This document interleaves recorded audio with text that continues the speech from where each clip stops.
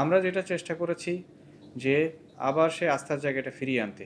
এই আস্থার জায়গা ফিরিয়ে আনার জন্য আমাদেরকে কঠোর পরিশ্রম করা লেগেছে।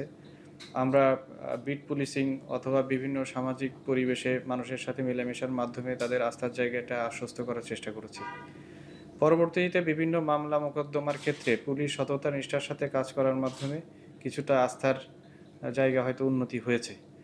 তো এখন আগের মতো সেই পজিশন নাই। অলরেডি আমরা দেখেছি যে ১ বছর উত্তীর্ণ, সামনে নির্বাচন, এই উপলক্ষে পুলিশ অনেকটাই প্রস্তুত। আমরা বর্তমানে নির্বাচনী প্রস্তুতিতে নিয়ে ব্যস্ত আছি। আমাদের ট্রেনিং চলছে, আমাদের বিভিন্ন আলোচনা হচ্ছে, ওয়ার্কশপ হচ্ছে। আমরা ঝুঁকিপূর্ণ কেন্দ্র কোনটা, কীভাবে ব্যালট নেওয়া হবে, এভরিথিং নির্বাচন সংশ্লিষ্ট সমস্ত প্রকার ব্রিফিং আমাদের ফোর্সকে দিচ্ছি এবং সেই মোতাবেক আমরা এগিয়ে যাচ্ছি।